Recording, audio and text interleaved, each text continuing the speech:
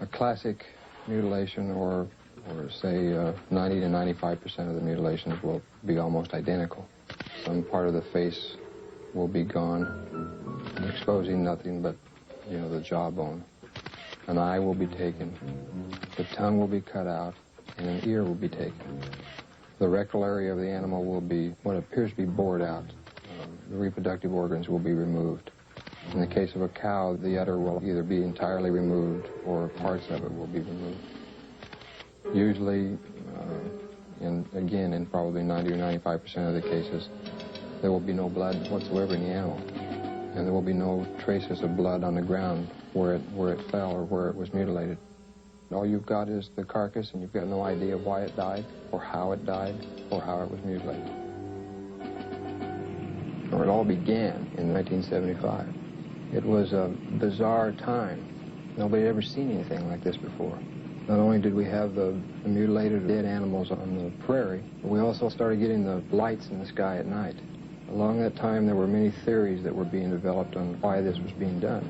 The satanic cults were being blamed, dope smugglers, UFOs, government experiment of some kind. As time went on, the situation became so widespread that people realized it couldn't be the occult or the dope smugglers, which left us two possibilities. Number one, it was being done by a government, let's say.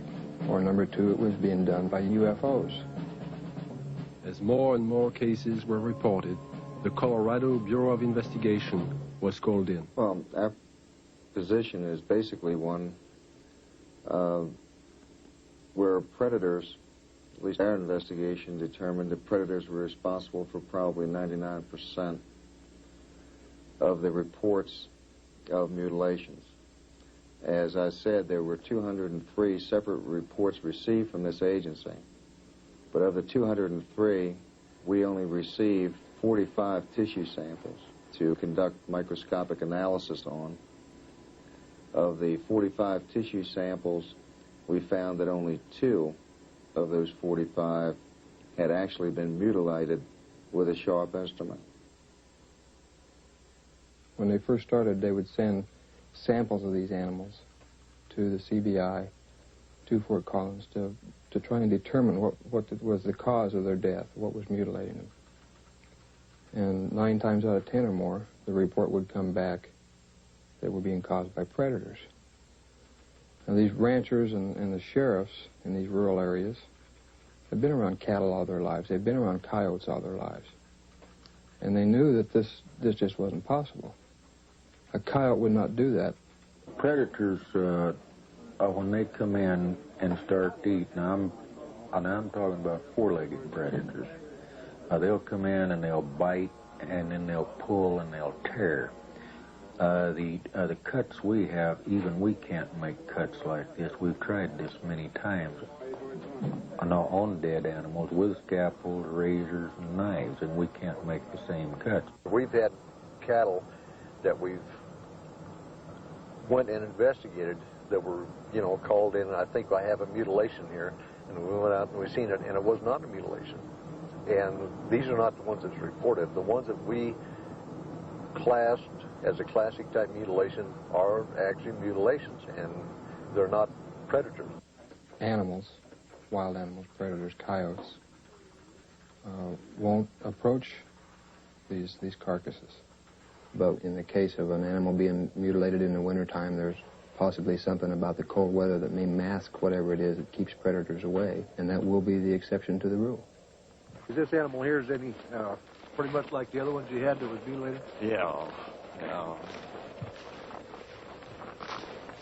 old a cow is this, Don? 8 years old, according to the way I looked at her teeth, 8 or 9. I know definitely it wasn't animals. We took out the whole works there.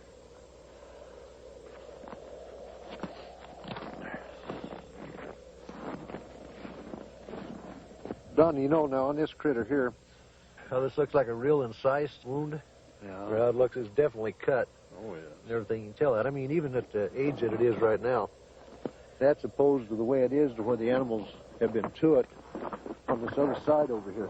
Kind of noticed there, the difference there, Don, between here and how animals have been to that, and that flesh is torn, and it's not a real incise. But yet, when we seen this animal the other day, now these were all incise, good, clean cuts on them. Definitely. So that's a good example of what we was trying to say about the lab up there. They said that it was predators doing it, but that definitely wasn't a predator wound there. No, I wouldn't say. Well, it looks like they went clear from the navel here, clear back in underneath here, and took the whole bag and out of the whole works out, and they cored down into the rectum, the whole rectal area. It looks like it got back into some of the reproductive organs back in there. This man is an exception. Dr. William Fitzgerald runs an animal clinic in Durango, Colorado. Because of his expertise in the field of veterinary medicine, he was asked by the sheriff's office to perform an autopsy on a mutilated cow found in a remote area of state-owned forest. This particular animal had been largely exsanguinated. The anus and about the first 4 inches of the rectum had been removed. The preputial skin and the last 2 or 3 inches of the penis had been severed flush with the body wall. The left eye had been removed, and the last 1/3 of the tongue had been cut. A portion of the lips on the left side of the animal were also sawed off, presumably to gain access to the tongue, but this makes no sense because that portion of the tongue could have been easily pulled out and cut off without that, so I don't understand that point. Reports I have heard, some that I have read subsequent to this time, indicate that people have seen mutilations that they attributed to predators. And if this was a predator, he had 2 feet and a 6-inch knife, because it was a very sharp single cut in most instances. And although not the world's leading expert, I work with knives frequently. I know what they do. I know the marks they leave. If a large bore needle is placed in the animal's jugular vein while the animal is sedated, under anesthesia, or awake if you like, somehow restrained, however, the animal's heart will function as a pump and will pump out very nearly all of its blood through that needle.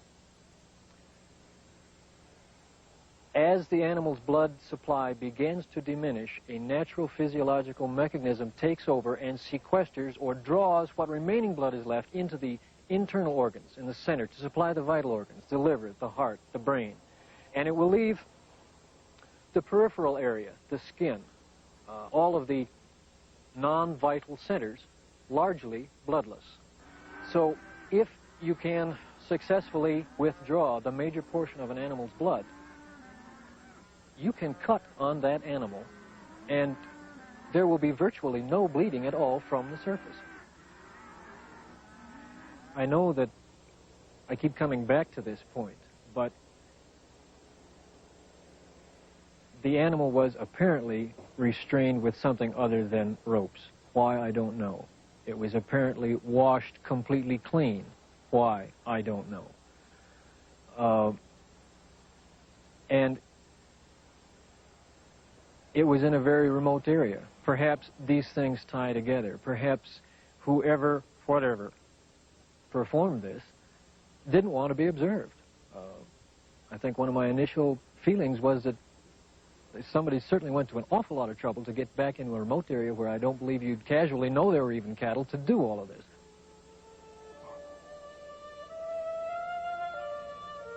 Dulce, New Mexico, similar to the plains of Colorado in its isolation, but nestled among rolling hills and small mountains, is the land of the Jicarilla Apache.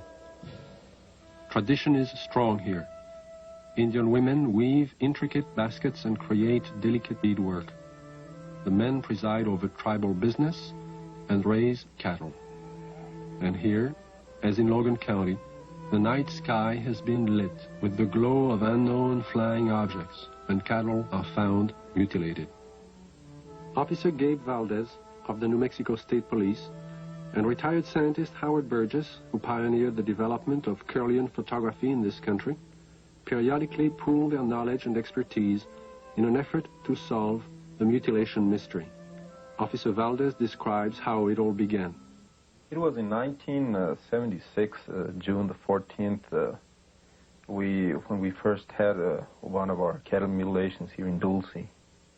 The cattle that was mutilated belonged to Mr. Manuel Gomez.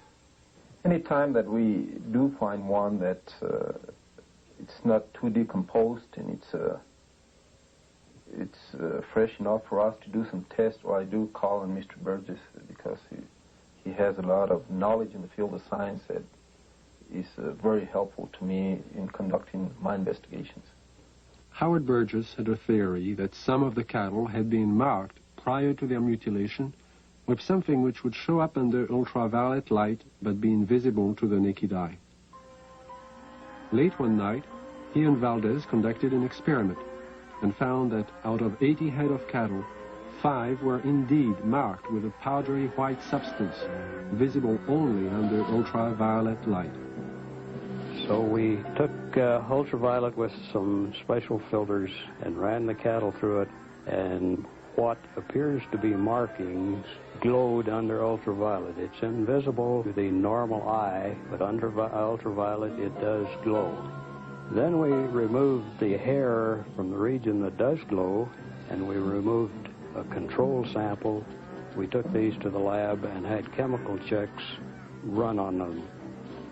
We did find that the sample that did glow is extremely high in potassium and magnesium. At the time, this was interesting, but it didn't mean much to us until we ran on to other things that began to tie in with it. The tie-in came on July 3rd, 1978, when a UFO was sighted over Taos, New Mexico. As it hovered over the town, it dropped a thin film of ashes onto the ground below. The ashes contained high levels of magnesium and potassium, the same elements found on the cattle under ultraviolet light, but there was more. We find there's at least 25 elements in there. There's a good possibility that it may be something that's organic. And if it is, this just opens up a real bag of worms, because anything can happen if this is an organic material that has come from one of these crafts. And this, as the people told us, directly fell from the craft that was hovering over the area. One evening in 1975, Logan County Sheriff Tex Graves took his deputies into the countryside around Sterling, Colorado, determined to track the bright lights which had been skimming across the ranches and farmlands for the last several weeks. Reporter Bill Jackson describes the sequence of events. We were just getting started in this. We really didn't know what we were doing. We weren't prepared for anything like this, of course. But as time went on, we realized we couldn't catch them, so maybe we can take pictures of them and discover something that way. About a year and a half later, the lights returned. The mutilations were still going on. So we arranged with the Honeywell people in Denver to borrow a 1100 millimeter Lentar lens from them. And got some high-speed recording film from Kodak. And then we sat and we waited, hoping that the lights would come back and we'd have a chance. And finally that chance came.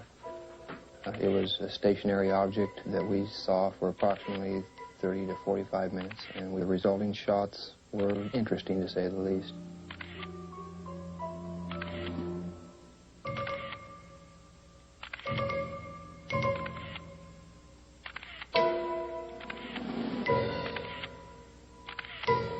Shortly after these final exposures, the object just disappeared. It was almost like somebody hit a light switch and it was there no longer.